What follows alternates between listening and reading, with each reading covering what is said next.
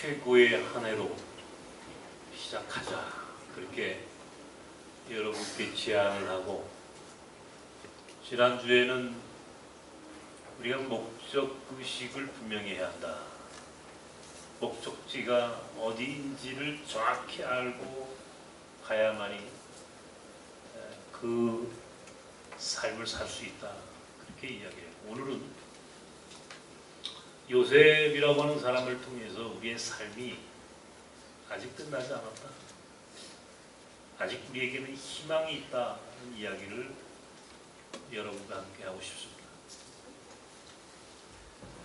요셉이라고 하는 사람은 오늘 본문에 드디어 총리로 올라섰습니다. 애굽의 바로가 그에게 반지를, 자신이 끼고 있던 반지를 끼워주면서 애굽 전역을 다스리는 총리의 역할을 맡겼어요. 이게 엄청난 일이죠. 히브리 노예였으며 감옥에 갇혀있던 죄인의 신분이었던 청년 하나를 데려다 갑자기 오늘부터 너는 총리다. 여러분, 이런 인생의 반전이 얼마든지 일어날 수 있다는 사실을 믿으셔야 하는 거예요. 요셉이라고 하는 사람이 얼마나 많은 어려움을 겪었습니까? 야곱의 11번째 아들로 태어나서 아버지의 사랑을 독차지해. 원래 이 사랑을 독차지한다는 것은 다른 사람에게 늘 시기와 질투의 대상이든, 형들이 요셉을 가만히 내버려 두지 않죠. 어떻게 합니까? 그대로 요셉을 미디안 장사꾼에게 팔아서 애굽의 보디발의 집에 노예가 됐어요. 종이 됐어요. 이게 보통 일이냐고요. 이게 나그네로 사는 것도 아니고 나그네의 삶 속에서 더더욱이나 종으로 전락한, 노예로 전락한 이 요셉. 거기다 더하여 이제는 감옥에 갇힙니다. 감옥살이를 해요. 물론 무고한 죄가 없는 청년이었지만 그는 보디발의 아내로부터 모함을 받았고 그 일로 그가 감옥에 갇혀버렸어요. 그러니까 그 인생은 얼마나 좌절이, 절망이 계속 이어져 가고 있습니까? 실패의 연속이에요. 실패의 연속. 우리는 뭐 실패라고 하는 말을 굳이 다른 말로 뭐 사업을 하다가 뭐 사업이 실패했습니다. 공부를 하다가 실패했습니다. 이런 것만이 실패가 아니고 인생이 그런 본인이 의도하지 않았던 절망의 나락으로 추락하는 그 모든 것들을 이름하여 우리는 실패, 그렇게 부를 수 있어요. 제가 왜 이 실패라고 하는 단어를 여기 굳이 썼느냐면, 사실은 우리 인생을 가장 좌절하게 하는 게 뭔가요? 오늘날 우리 사회를 가장 고통스럽게 하는 게 무엇입니까? 바로 실패, 좌절이에요.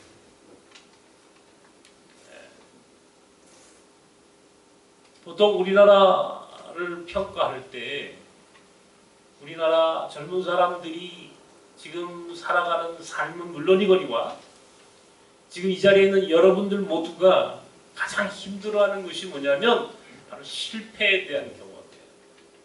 실패에 대한 두려움이에요. 이미 과거에 실패를 했거나 그래서 실패의 경험이 있거나 아니면 새로운 도전을 해야 하는데 새로운 도전을 가로막고 있는 것은 바로 실패에 대한 두려움, 실패에 대한 트라우마, 실패에 대한 두려움이 우리로 하여금 단 한 발자국도 앞으로 나가지 못하게 한다는 거예요. 이것을 극복해야만이 이 실패의 경험과 실패의 두려움을 극복해야만이 이게 하나님이 쓰시는 사람이 되는데, 이게 우리의 마음을, 우리의 몸을 단 한 발자국도 앞으로 나가지 못하게 만드는 족쇄와 같은 것이 되어서 오늘 우리를 불행하게 하는 시작이 되고 있다는 겁니다. 요즘 우리 사회에서 가장 뜨는 분이 김영석 교수님이에요. 저는 참 그분이 참 존경스럽다 이렇게 말하기에도 정말 그 대단한 어른이시다. 우리 사회에 이런 어른이 있다는 게 참 감사하다, 그런 생각이 들었어요. 그래서 종종 시간이 날 때마다 그분이 쓴 책이거나 혹은 그분의 강연을 제가 유튜브를 통해서 좀 들어보려고 합니다. 뭐 많이 읽거나 또 보지는 못합니다만, 지난주에 무슨 강연을 한번 보다가 이 어른께서 나오셔서 하시는 말씀 중에 귀에 쏙 들어오는 이야기가 하나 있어요. 이 인생에 우리 보통 사람들 가운데 아주 특출한 사람들을 우리가 흔히 대단히 위대하다 혹은 특출하다, 아주 탁월하다 이런 말을 쓰는데, 사실은 거기에는 종류가 있답니다. 수재가 있고요, 수재가 있고 영재가 있고 천재가 있대요. 수재는 말 그대로 머리가 좋은 사람, 공부를 잘하는 사람이에요. 공부를 잘하는 사람. 어떤 측면에서는 뭐 그죠? 우리 요즘 방송에서 가장 아주 그 많이들 방송을 보는 것 중에 뭐 스카이 캐슬인가 하는 그런 드라마를 많이 본다는데, 저는 뭐 텔레비를 보지 않아 가지고 그 이야기만 잠깐 들었습니다만은, 어쨌든 간에 공부를 잘하는 사람들, 보통 우리가 흔히 그런 사람들을 그냥 수재라고 부른대요. 수재. 근데 그것보다 더 한 단계 위에 있는 사람들을 영재라고. 영재는 리더십이 있는 사람들이에요. 대표적인 사람이 처칠 같은 사람이랍니다. 그 영재보다 한 단계 더 높은 수준의 삶을 사는 사람이 있는데, 그게 바로 천재래요. 이게 천재라고 하는 것은 머리만 좋아서 천재가 되는 게 아니라는 거예요. 대표적인 사람이 아인슈타인 같은 사람이랍니다. 그런데요, 이 처칠이나 이 아인슈타인 같은 사람들이 수재를 넘어 영재고 천재고 세계사적인 인물이 되었는데, 그 사람들은 한결같이 대학에 실패한 사람이라는 거예요. 대학에 실패했대요. 그죠? 대학에 실패한 사람, 실패의 경험이 있는 사람. 이 아인슈타인이 상대성 이론을 갖고 자신을 지도했던 교수를 찾아가서 그 이론을, 상대성 이론을 설명하니까 그 교수가, 그 선생님이, 스승이 아인슈타인에게 나는 자네가 이 정도로 뛰어난 사람인지 몰랐네 그러더래요. 몰랐다는 거예요. 그를 지도했던 교수도 그가 이 정도로 뛰어난 사람이었는지에 대해서는 미처 알지 못했다. 그러면서 하고 싶은 이야기는 다른 게 아니에요. 우리가 세상 사람들이 말하는 그런 기준으로 우리 인생을 혹은 인간을 재단하지 말자는 거예요. 하나님이 우리 안에 어마어마한 잠재력을 주셨고 엄청난 섭리와 계획을 갖고 계시다면, 오늘 우리가 잠시 실패하고 좌절해도 거기에 굴복하지 말라는 거예요. 포기하지 말라는 거예요. 포기하지 말라. 네? 요셉이라고 하는 사람이 위대한 것 중에 하나가 그 엄청난 시험과 고난과 절망 가운데서도 포기하지 않은 거예요. 글쎄요, 보세요. 요셉의 삶을, 창세기에 나와 있는 그의 인생을 쭉 여러분이 한번 돌아보십시오. 그 어려운 시간들 포기하지 않아요. 정말 놀랍지 않아요? 성경에 그 요셉의 그 그 고통스러운 시간들 가운데서 인생을 포기하지 않아. 인생을. 보통 사람 같으면 그 정도가 되면은요 주저앉아 버려요. 현실에 타협해버리고 곧바로 자신의 삶을 접어버리는 거예요. 그런데 요셉은 희망의 끈을 놓지 않습니다. 실패는 했지만 포기는 하지 않는 거예요. 포기를 하지 않아요. 저는 요셉을 보면서 어쩌면 성경에서 가장 성공한 사람 중에 대표적인 사람이 바로 이 요셉이 아닙니까? 가장 모델이 되는 사람.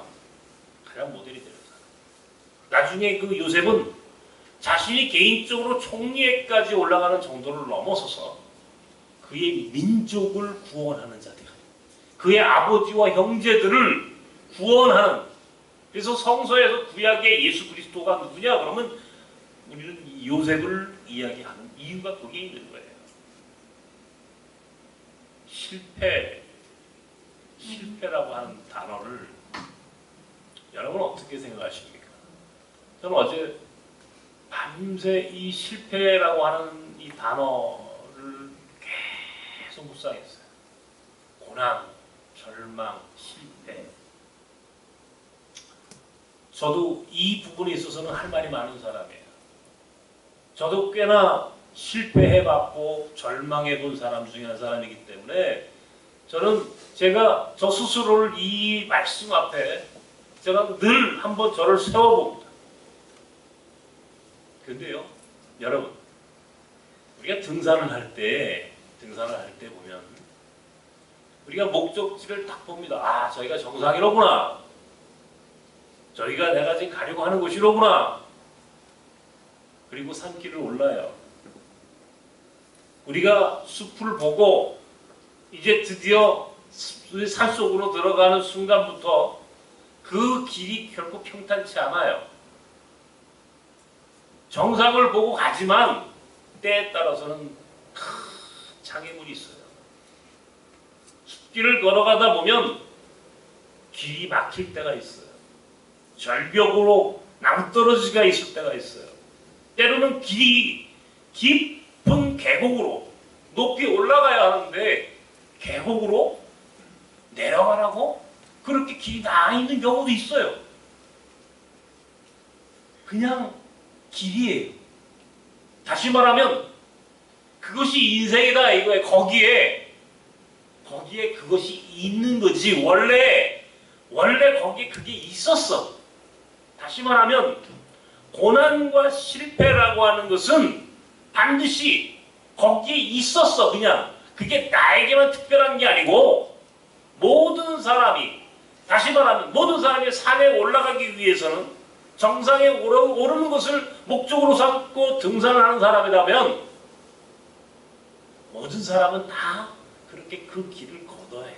그거를 딛고 가야만이 산에 오를 수 있는 거예요.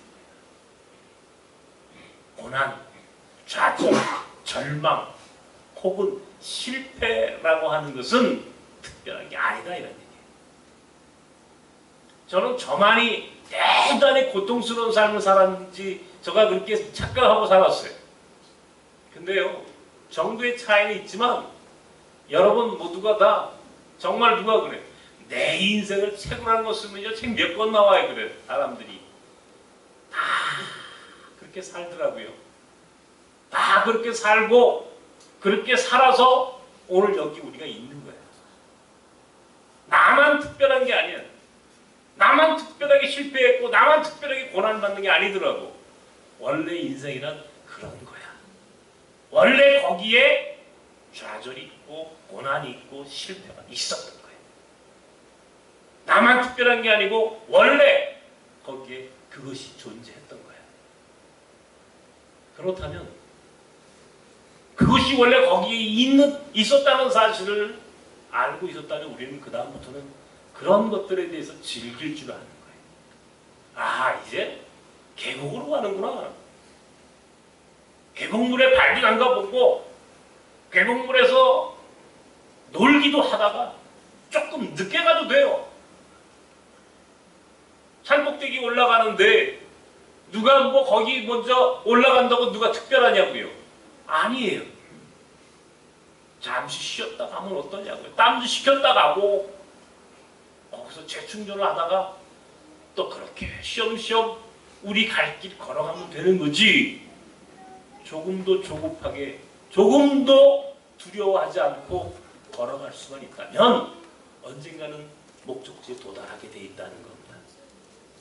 이게 요셉 같은 삶을 살아가는 자의 태도예요. 그런데 그 실패의 경험을 딛고 그 정상에까지 총리의 자리까지 올라간 요셉의 삶 속에 중요한 사실 하나가 숨겨져 있습니다. 그를 그렇게까지 인도하게 된 것은 사실은 감옥이었어요. 감옥. 만약에 요셉이 감옥에 가지 않았다면, 만약에 요셉이 감옥살이를 하지 않았다면 요셉은 오늘 총리까지 이르지 못해요. 그러니까 감옥살이라고 하는 이 실패의 경험이 거꾸로 그를 총리로 인도하는 지름길이었다라고 본다면, 야, 이건 인생이라는 건 우리가 아무도 알지 못하는 거예요. 누구도 삶을 장담할 수 없다는 겁니다. 지금 내가 겪고 있는 이 고난이 거꾸로 뒤집어서 하나님이 나를 쓰시는 지름길로 나를 인도하셨다라고 믿는다면 오히려 지금 우리에겐 새로운 기회가 온 거예요. 그 감옥 안에서 그는 술 맡은 관원을 맡았어요. 바로의 비서를 만납니다.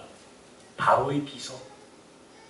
지금으로 얘기하면 엄청난 사람을 만나게 되는데 그것이 하필 감옥 안에서 만났다는 거예요. 이 만남에 대한 얘기를 하고 싶은 겁니다. 모든 만남은 위대하다.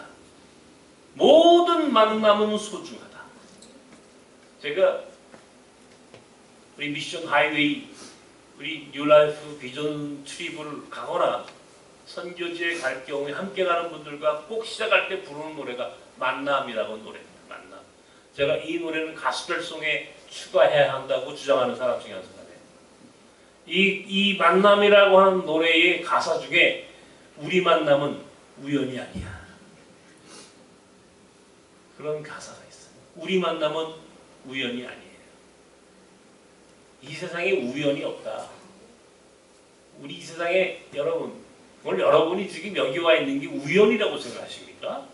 그냥 우연히 지나가다가 잠시 들려본 거예요? 아니에요. 그렇지 않아요. 불교에서도 인연이라는 게 있습니다. 옷깃만 스쳐도 이게 어마어마한 인연이라는 거예요. 몇백 겁의 오랜 세월을 두고 그것이 예비된 만남이었다라고 고백하는 것이 불교가 이야기하는 인연이에요. 하물며 우리 하나님 나라를 믿는, 하나님을 믿는 사람들에게 있어서의 만남이란 이게 하나님의 계획이 아니고서는 만날 수 없는 거야. 이 자리에 여러분이 그냥 있는 게 아니다, 이런 얘기를 하는 겁니다. 요셉이 감옥에서 술 맡은 바로의 비서를 만나지 않았다면 애굽의 총리가 될 수 있었겠느냐고요. 애굽의 총리가 되려면은 반드시 그가 가야 할 길이 바로 감옥이었고, 그곳에서 하나님이 애굽의 비서였던 술 맡은 관원을 만나도록 이미 섭리해 놓으신 거예요. 이미 계획이 있었어요. 그 계획 가운데 하나님이 만들어 놓은 그 로드맵을 따라 가다 보니까 그것이 오늘 요셉을 총리로까지 인도하신 거예요. 예비해 놓으신 사람입니다. 예비해 놓으신 거예요. 어제 제가 아는 미국에 계신 어떤 목사님하고 통화를 할 일이 있었습니다. 통화를 했는데 이 목사님이 나보고 그래요. 우리 나섬을 잘 아는 목사님이세요. 이번에 이 빵가지 투하 이제 우리 호자트 몽골의 보르마 이렇게 역파송 선교사가 작년으로 해서 우리가 일단락됐습니다. 이제 이 이야기를 제가 늘 하니까 이 목사님이 나보고 뭐라고 하시냐면, 아니 목사님은 도대체 어떻게 하셨길래 그런 사람들만 딱 골라가지고 선교사로 만들어 보내셨대요. 도대체 목사님은 어떻게 기막히게 한결같이 보배 같은 사람만 만나셨네. 나보고 어떻게 그 보배 같은 진주 같은 그런 인생들만 딱 뽑아가지고 신학을 공부시키고 선교사로, 그것도 지금 세계 선교회에서 가장 중요한 곳이라고 하는 바로 그곳에 하나님이 정말 그렇게 예비하신 사람들을 보낼 수 있었던 그 하나님이 그런 은혜를 왜 목사님에게만 주셨냐고 나한테 거꾸로 물어요. 가만히 생각해봤어요. 아, 복 중에 복이다 내가. 복 중에 복을 받은 사람이에요. 수많은 만남이 있어요. 수많은 만남이 있습니다, 여러분.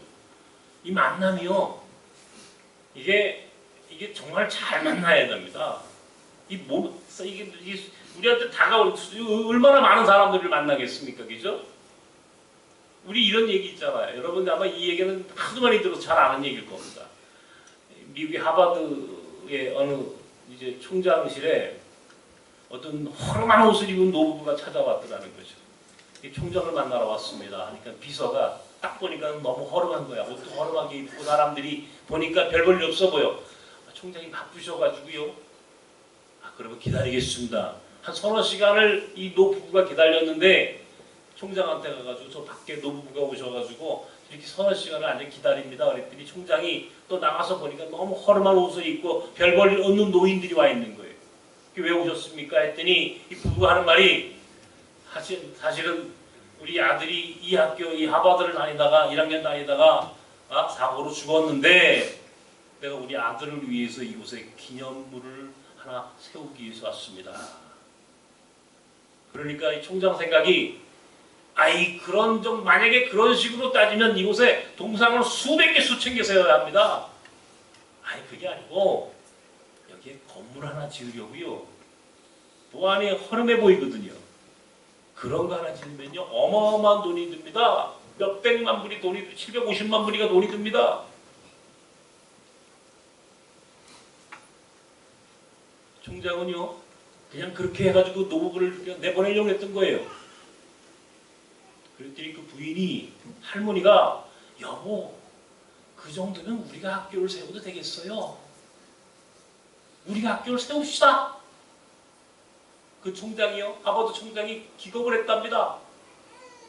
이 부부가 나가가지고 세운 학교가 바로 샌프란시스코 실리콘밸리에 있는 스탠포드예요.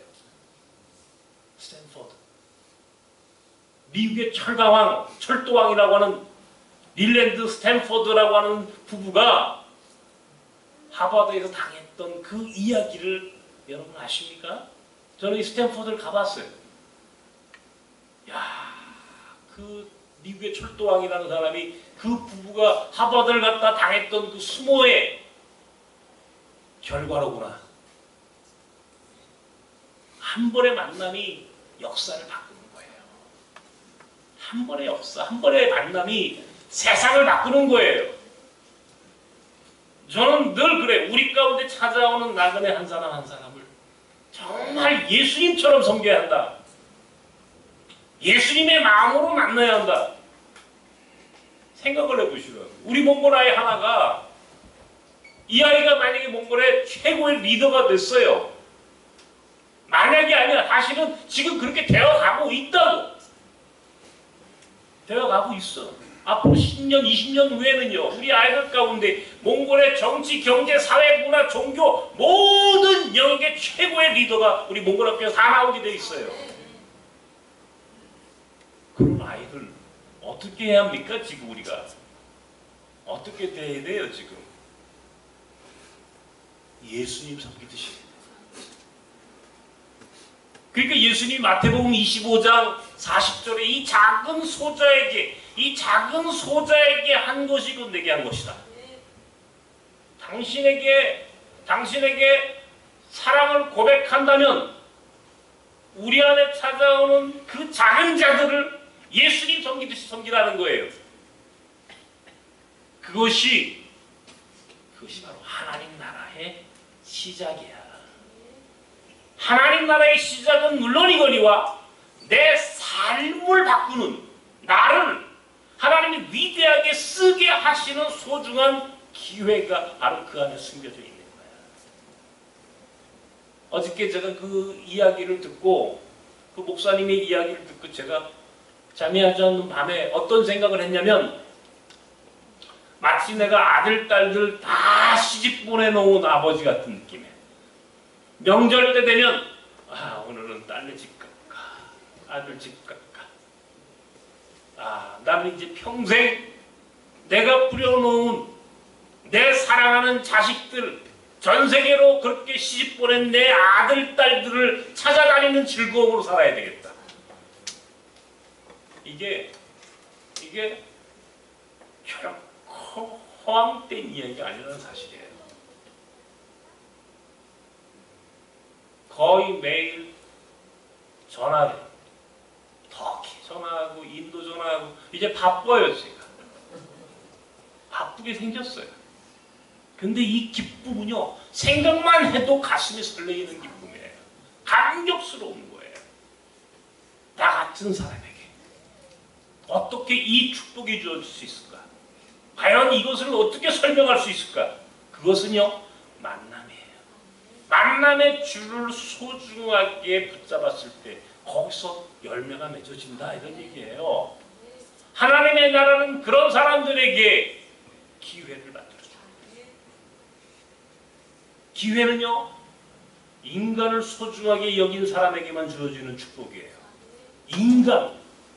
사람을 사람으로 볼 수 있는, 인간을 하나님이 만드신 위대한 창조물로 바라볼 수 있는, 적어도 그런 신앙적인 눈으로 하나님의 사람들을 만날 때 비로소 우리 기회가 온다, 이런 얘기야. 만약에 요셉이 술 맡은 관원을 그 감옥살이 하다가, 저놈 저거 별 볼 일 없는, 그러면서 함부로 취급했거나 무시했거나 서로 관계가 좋지 않았더라면, 만약 그런 요셉이 그렇게 살았더라면, 술 맡은 관원이 애굽에서 바로에게서 그 꿈을 들었을 때 요셉이라는 청년을 기억했겠느냐고요. 요셉을 기억할 수 있었던 것은요, 그 감옥 안에서 봤던 그 요셉의 그 순수하고 아름다운 그 사람에 대한 사랑과 그 열정을 기억하고 있기 때문이에요. 만남 속에 축복의 기회가 숨겨져 있다. 만남 속에 우리의 인생을 바꾸는 소중한 성공의 열쇠가 숨겨져 있다는 사실을 기억하셔야 돼요. 그러므로 인생은 끝나지 않았어. 여러분 지금 굉장히 어려우실 거예요. 경제가 어렵다고 그래요. 맞아요. 경제가 어려워요. 정치 사회적으로 대단히 불안하고 뭔지 모르게 폭풍전야 같은 그런 두려움이 우리 안에 있을 수 있어요. 그러나 역사는 하나님이 운영하세요. 이 세상은 하나님의 섭리 가운데 운영하는 거예요. 하나님이 끌고 가신다고요. 사람이 끌고 가는 것 같은데 사람이 끌고 가는 게 아니고 하나님이 끌고 가세요. 내 인생을 내가 끌고 가는 것 같은데 내가 끌고 가는 게 아니에요. 하나님이 끌고 가시는 거예요. 그걸 믿으신다면 이제부터는 믿음 가운데 하나님이 나를 지금 어디로 이끌어 가시는지, 우리 역사를 어디로 이끌어 가시기를 하나님께서 원하시는지를 주목하는 겁니다. 그리고 그것을 기다리면서 바라보는 거예요. 내가 있는 자리에서 하나님을 보는 거예요. 내가 있는 자리에서 내가 가야 할 목적지를 바라보는 거예요. 그리고 인내하고 기다리는 거예요. 믿음이란 인내하는 거예요. 기다리는 거예요. 그런 단순히 기다리기만 해가지고 되는 건 아니에요. 사람들은 기다리면 뭐가 좋은 일이 생기나요? 기다려야죠. 그러나 기다리되 더 중요한 게 하나 있어요. 기회가 오면 붙잡을 줄 아는 결단력이에요. 기회가 오면 그것을 붙잡고 그 부르심 앞에 순종할 수 있는 결단력이 결국 우리를 우리 인생 최고의 해로 만드는 길이다. 기회가 오면 붙잡아야 한다는 거예요. 기다리자. 그러나 기다리다 분명히 기회가 올 테니 그걸 붙잡을 줄 아는 능력, 그것을 소유한 자가 쓰임받는 것이고 최고의 삶을 사는 거예요. 아무리 기다리면 뭐하냐고요. 기회가 와도 그걸 기회라고 볼 수 없는, 기회라고 느끼지 못하는 무지, 기회라고 그 기회를 기회로 붙잡을 수 있는 그런 결단의 능력이 없다 그러면 그건 소용없는 기다림이에요. 그건 허무한 기다림이에요. 적어도 신앙은 허무한 기다림을 말하지 않아요. 기다림. 그러나 그 기다림 안에는 반드시 기회가 있다는 사실을 믿고 기회를 붙잡으려고 하는 집중력, 순종과 결단하는 마음이 늘 그 안에 숨겨져 있으므로 그 기다림이 의미가 있는 기다림이 되는 거예요. 나는 낚시하는 걸 참 좋아합니다. 전 젊었을 때도 가끔 낚시하러 가자 그러면 제가 꼭 참여를 했어요. 낚시를 좋아하는 이유가 있어요. 여러분, 이 붕어 낚시가 재밌습니다. 던지잖아요. 낚싯대를 던지잖아요. 밑밥을 끼고. 그리고 찌가 있다고요. 찌가 어떻게 해요? 붕어가 탁 칩니다. 가만히 쳐다보는 거예요. 그때는 땡기면 안 돼. 찌가 싹 들어갔다 조금 탁 튀어 올라올 때 딱 땡겨야 돼요. 요걸 놓쳐버리면 밑밥만 딱 따먹고 다 도망가버려요. 소용이 없어요. 순간의 기회를 붙잡는 기술이 이 낚시예요. 기다려야 돼요. 낚시할 줄 아는 사람들이 인내심이 없으면 결코 낚시 못합니다. 인내심 없으면 낚시 못하고요. 가가지고 투망질 하는 거예요.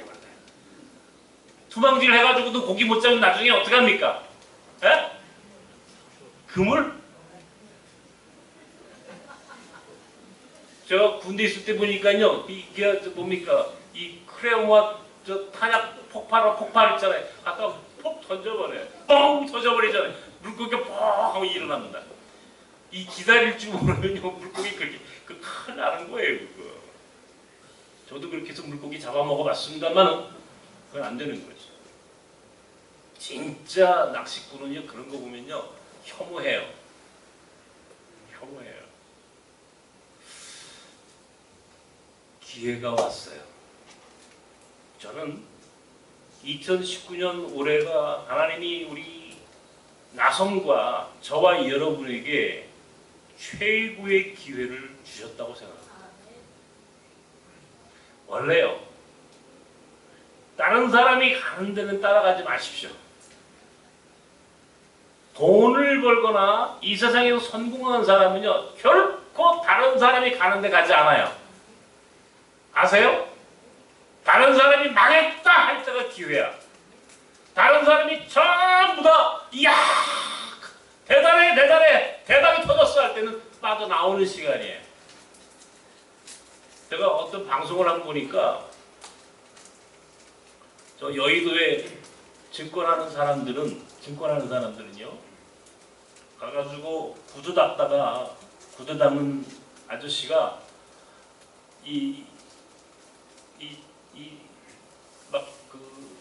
증권하겠다고 주식하겠다고 무슨 증권 사면 좋으냐고 증권하는 사람들한테 구두 닦으면서 막 이야기하거나 구두 닦는 아저씨가 그렇게 이야기할 때쯤 되면 가서 팔아야 되겠구나.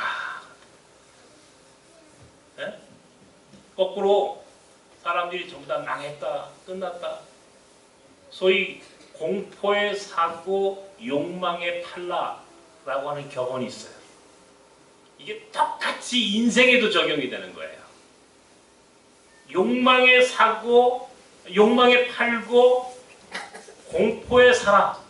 모든 사람이 공포심을 느낄 때가 기회고 모든 사람이 욕망할 때 그때 우리는 나와야 되는 거예요. 출구를 찾아야 되는 거예요. 똑같은 거예요. 저는 이게 경제라고 하는 이 틀 안에서 적어도 이 신앙적인 문제를 한번 들여다본다면 오늘 한국교회가 위기, 교회의 끝, 다들 그렇게 이야기합니다.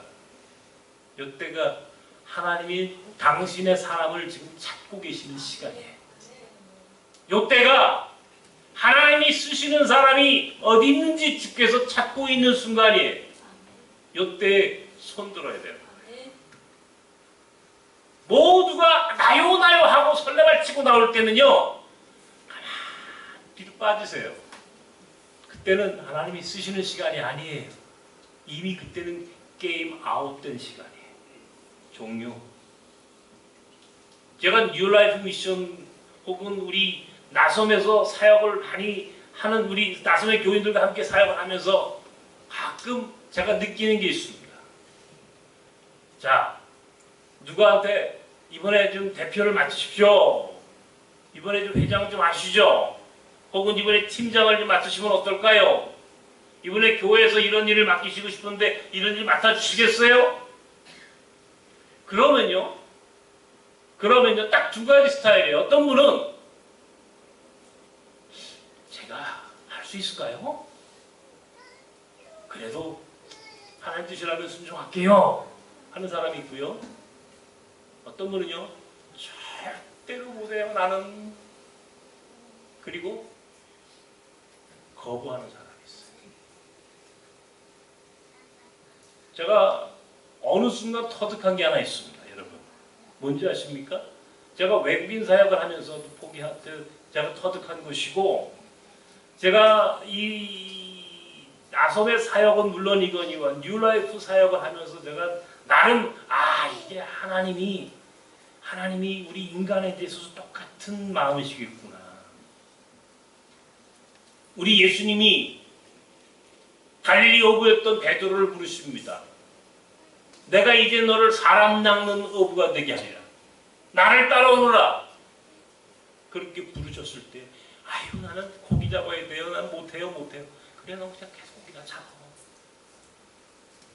너는 계속 고기나 잡아라.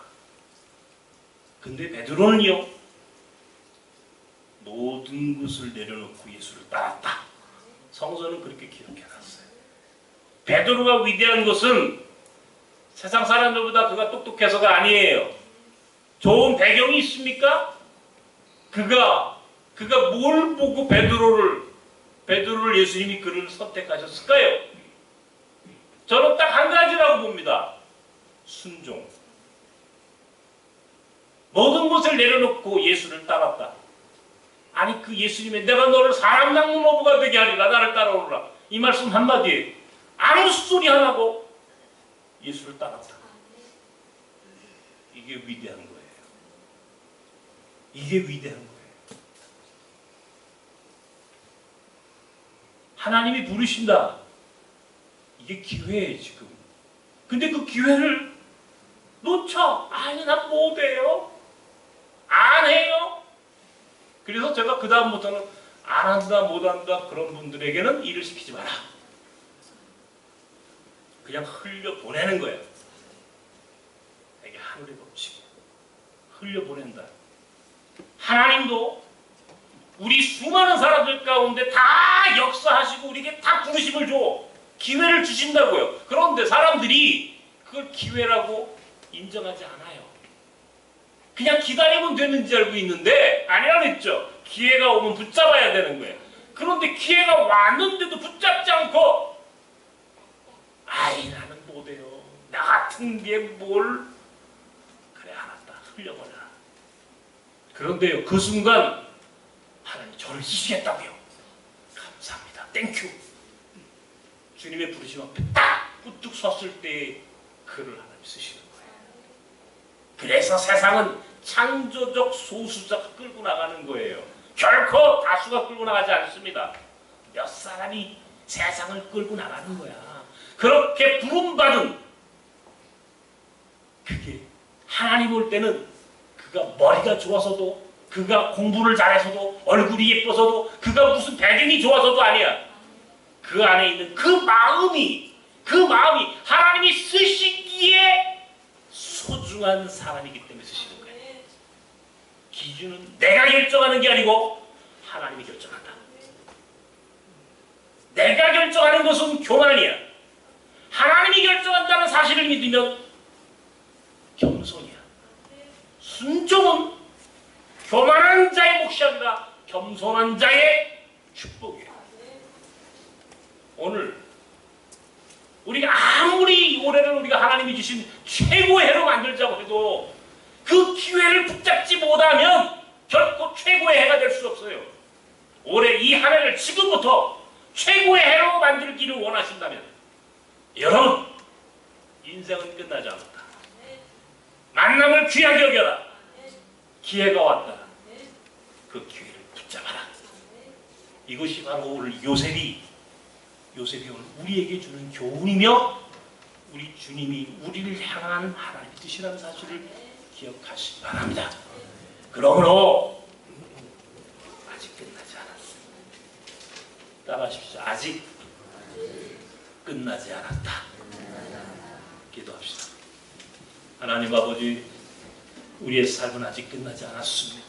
아무리 실패했고 아무리 고난 속에 있어도 여전히 우리를 향한 하나님의 섭리는 유효하며 하나님은 우리를 그런 가능성의 눈으로 바라보고 있으며 그러므로 하나님의 부르심이 오늘 우리에게 있고 그 부르심의 모습이 오늘 우리에게 찾아오는 수많은 만남으로부터 시작된다는 사실을 기억하며 이 세상에서 하나님의 사람으로 모든 인간을 사랑하며 하나님이 주신 만남을 귀하게 여기고 하나님이 부르시는 그 기회를 붙잡을 줄 아는 용기와 결단력과 순종이 오늘 우리에게 있음으로 인하여 이제부터 가장 위대한 삶을 살아가는 나선 사람들이 되게 하여 주옵소서. 예수님의 이름으로 기도합나이다. 아멘.